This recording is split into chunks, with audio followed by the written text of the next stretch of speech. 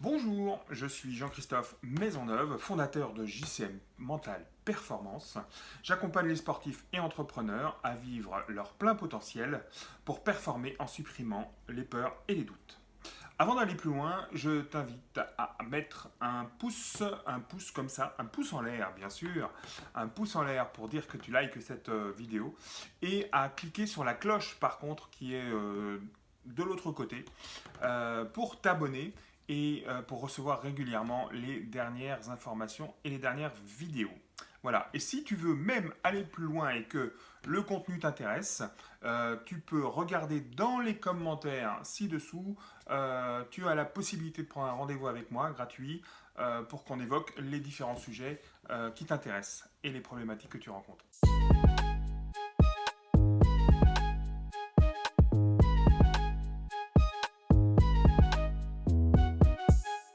Alors, aujourd'hui, je voulais te parler des croyances qui t'empêchent de réussir. Très souvent, on entend des choses qui bloquent, qui t'empêchent de réussir et qui sont liées à des croyances du passé. Alors, qu'est-ce qu'une croyance avant de commencer? C'est une histoire que tu te racontes. Et ça, c'est lié à beaucoup de choses que tu as entendues par le passé. C'est une représentation de la réalité. Hein, et tu es tellement convaincu de cette représentation qu'elle devient ta réalité, ta propre réalité. Donc une croyance, c'est ça, c'est quelque chose que tu as toujours entendu, tes parents, tes professeurs, ton environnement, des informations de temps en temps, même quand on est à un certain âge ou de ce qu'on a lu dans les journaux, on peut se dire que c'est quelque chose qui revient régulièrement et on y croit à la longue et ça devient une réalité. Et qu'est-ce que ça va générer? C'est quoi l'attitude derrière ça? Derrière, ça peut générer du stress, ça peut générer de l'anxiété, ça peut générer de la colère. Dans l'actualité, il y a plein de choses qui montrent que on peut être bourré de croyances, que les croyances se transforment en réalité et que derrière, il y a des manifestations, il y a des bagarres, il y a des entrepreneurs qui se plantent, il y a des sportifs qui se plantent, il y a plein de choses comme ça. Donc ça peut être des comportements catastrophiques quand on est trop emprunt à écouter ses croyances. Qu'est-ce qu'on peut faire? Eh bien, d'abord, une des premières croyances que dont je voudrais vous parler, c'est ce fameux allez, quand j'aurai de l'argent, je serai heureux. Quand j'aurai mon site internet, je pourrai me lancer en tant qu'auto-entrepreneur. Quand j'aurai mes cartes de visite, je pourrais être. Ça y est, je pourrais me lancer dans mon job. Quand j'aurai gagné ce combat ou quand j'aurai gagné ce match, je serai champion du monde. Il y a plein d'exemples comme ça que je peux vous citer et qui sont liés à des croyances. Pourquoi? Parce qu'on ne fonctionne pas avec quand j'aurai, je serai. Parce que pour avoir, ça va déclencher, je fais des choses pour être. Mais notre être vivant n'est pas conçu comme ça. Il est conçu à l'inverse. Il faut d'abord être pour obtenir, pour avoir.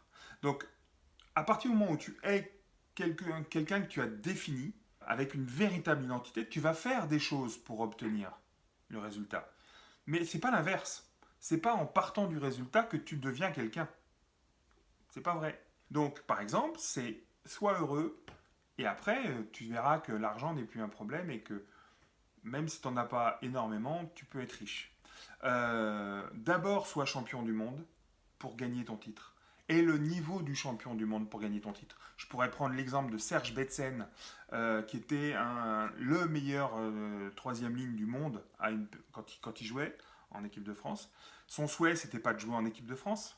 Ça, c'était la conséquence. Lui, ce qu'il voulait, c'est être le meilleur troisième ligne du monde.